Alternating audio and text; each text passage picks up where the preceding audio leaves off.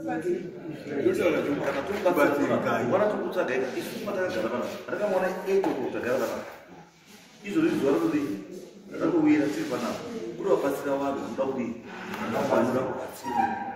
if you don't want to be helped, you must go to Makangwana. It's so hard. Today my channel is Makangwana Ambo. If we talk about what life is going to be, but it's not very expensive. One Kata kushanisa chi machannel ziwa because pane zvamuchazo bhadhara zvakawanda kudarika zvokufunga tichezi asi pane mwenyaya inenge iri very clear.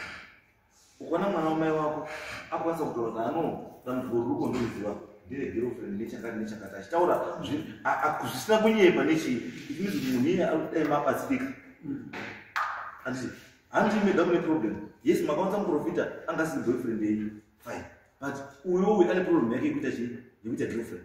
Mune vanhu two vane maproblems akaita sei ndo anozi mamarital chi problems kuti marriage yenyu ine maproblems baba vari kuhura mai vari kutaura zvavo zvauti andizvo ndozvoda kubatsirwa kuti zvidzoke pavi muende kuita vanhu mugarisane zvakadii zvakanaka. It's not about being clever or trying to be clever, no, because at the end of the day udzoka kunonga chaubatsika nacho chii kubva kuLondon store hauna. Unofanira kudzoka kuLondon store uine something chawabata no kwandaenda at least ndabatsika kuti ndakwanisa kutaura nemurume wangu tichibatsirana kuti marriage yedu idzokere pavanga iri chii vanga iri. It doesn't necessarily mean kuti munhu aripota ndiye ari correct. Aiwa munhu anoripota umwe ada kutowigiridza chii nyaya yake kuti handinoda kutangirwa kuripota ndikanditangira mhanya kuripota so that vanhu vaite chii eview yekuti nekuti ndii ndaripota saka ndiri innocent. Umwe aripota anongati angamona kuti mutoenda kujero munoda mutaurira saka munenge muchiita kana mukona ikona mototiita auya tikatota zvituita ngati zvatuita uyu murume wamutoona urapo ndiye aripota nyaya asi tozvizokatomira mahindira uri kutoenda kujero nhasi. Saka ndosati kuti kana tawe toda kuzokubatsira take this thing serious. Mukachiona ungazivi isu tikusvikira panapa tikuita tutamba no kana makashaisha handiti chinhu chakangonaka murume wangu let's go and sit down handiti titaura I'm sorry for what I did. Ndakaunza muprofita muba against your wish. I did this that sorry. So wochinzwa kuti iye handiti ari kuti chii about that babe not kuti uramuti wo ataura ndiye munini wangu tafurira mwene wataurira ndakawari wese wanoziva handitowazivi hazitori munini wangu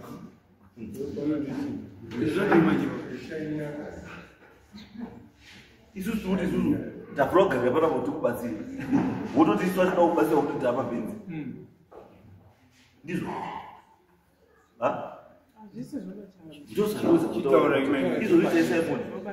tasvika pekutumira vanhu kokutorai because nekuti mimhamuwi kukoti asi mazoona mauya kotorwa kuLondon store wamwe kana tichitaura panapa kuti kana usikadi kuuya kukoti isusu kana tinoda kuti uye unouya zvino hamuna kuuya so what saka chii zvikanzi nyaya dzatinotonga dzakwana munozviyaniswa 18 munotanga matifoni ndekuti ndakafona ndikanza kuti singadareba ndozvokuzivisaoainini kuunza muprofita mushava munhu kumasirana maprofita mushamani murume uyu kana muri pane mamunokanganisana garai pasi kuwirirana nokuti muprofita haawikomisa marriage because maproblems ari kunetsa mumba kwenyu ndii munomaziva muri two iwe nemurume wako. Maproblems iwa haapedzwi nemuprofita vakana neng'anga. Ukaona mukadzi akuenda kun'anga kana kumuprofita kusolva a marital issue, it means that marriage is failed.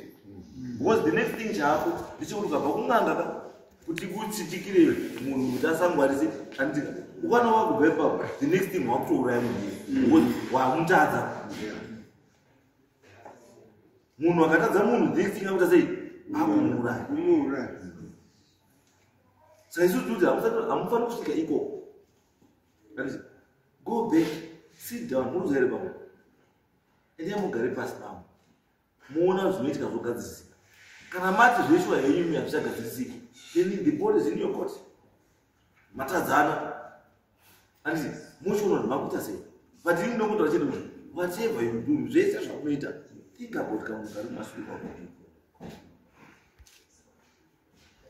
Zvese zvaunoita ukaita sei, usati waita zvauta, think about munhu wakabereka musana kwako. Funga nezvake. Kuti zvandiri kuita izvi zvinopromota here life yemunhu ari kumashure mako kana kuti ndiri kuuraya. It's not easy mwana uyu kuti akurerwe nehousemate. It's not easy mwana uyu kuti uchengeterwe nastepmother. It's not easy kuti mwana uyu achengeterwe kana kuorphanage. Iwe mai uri mberi. It's not easy kuti mwana uyu araramiswe nesocial warfare. Iwe mai nababa muri chii? Just because munotadza kugara pasi muchitaura nokutuirira. Aya madues pamwe, aya madodzi. Then muenda mberi nechii? This attitude yamukuita mai yekuti toda kuti akubatsirai, muti unonge isusu munobatsira isusu. Eyo. Tikatobva panapa isusu kutienda tosvika tiya toredi, tosvika takutochiita jaketi takutokanda, takutochimuka zvinhu zvakachena. Totopedza manheru ano, totozipota, takuto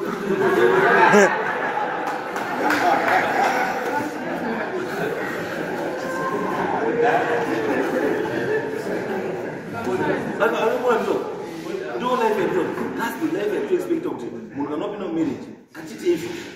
Kuti marriage idii, inakidza. Ukaonaka marriage ikanakidza, even mwana ukasvika pamba. Mwana uchisvika pamba, mwana anotaura story yakakura. Mwana wepamba uchisvika leo, mwana anotaura story chaiyo hope. Ukaona uchisvika pamba so, uone kamwana kakadai, kakakwira, kakadzika, kakaendo, kade hallo, kakaenda kade. Inovhera kuti kamwana kari kufara. Zvinhu zvako zvakadii? Zvakaringa. Ikona kuti usvika, uona pasaidi pedo, kakadai, nhunzi dziri kakakutaisa kautonga sungoonera kune munhu akuya. Zvino zvotokutaura kuti pamba panapa picha yemwana uyu ndiyo iri mumba futi.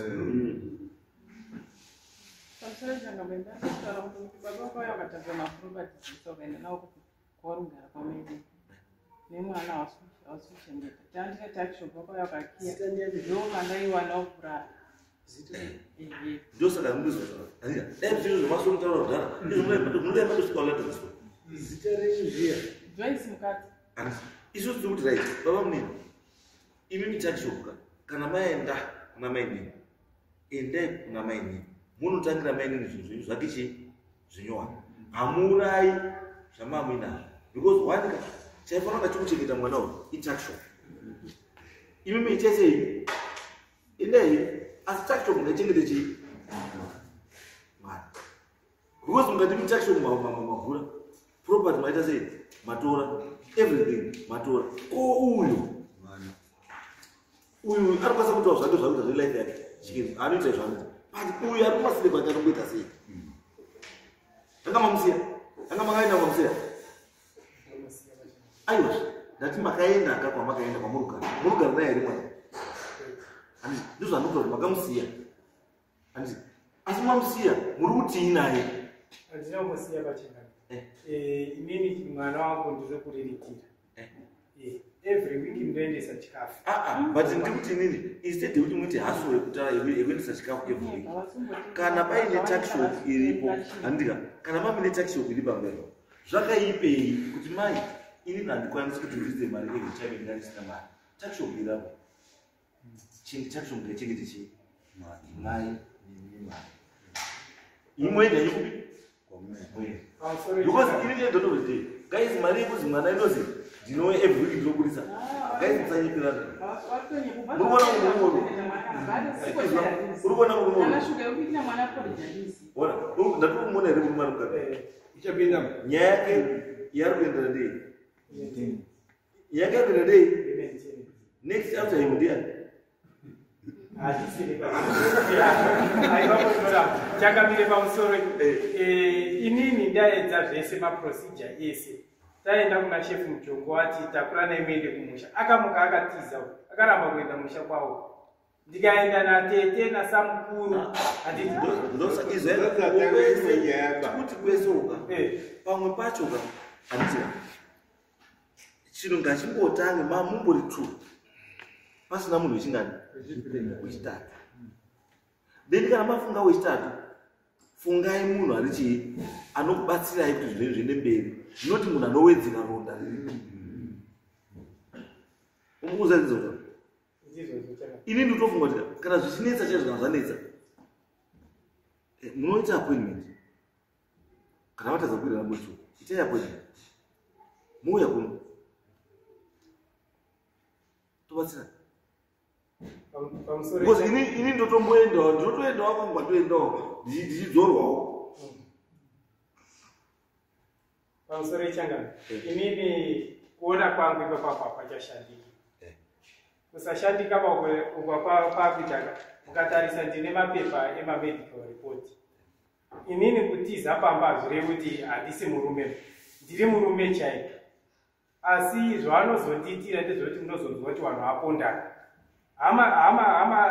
wanatezvara nanatete handiti wakasvika pakuti isu hatipindiri panyaya iyoyo wakageza maoko ndosaka makaona vandisungisa kwachief makoni reason yacho yako taizwa kwauri kuda chaizvo you have already made up your mind asi takuti in the process yekuti you have made up your mind handiti chiita zviri correct asi pauri kuita zvinhu zvako zviri correct usakanganwe chii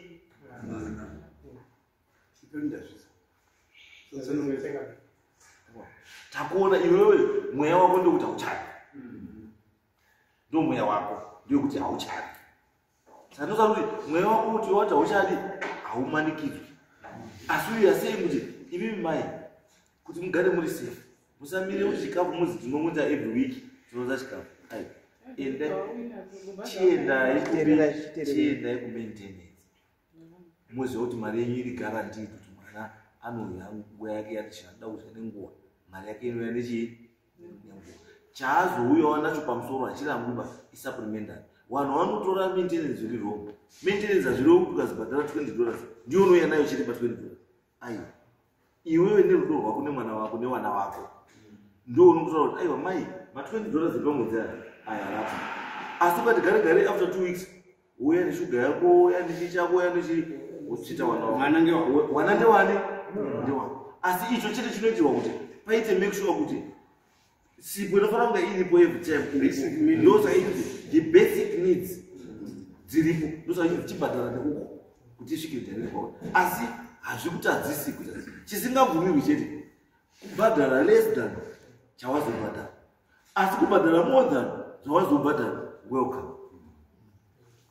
thank you chiendai muite zvinhu zvakawanda changamire inini toda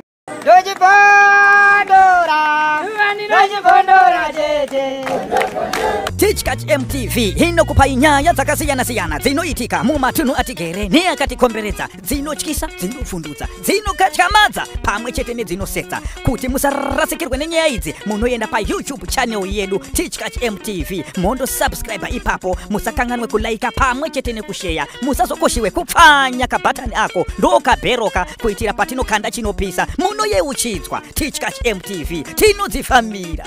Dojibondora, dojibondora jeje.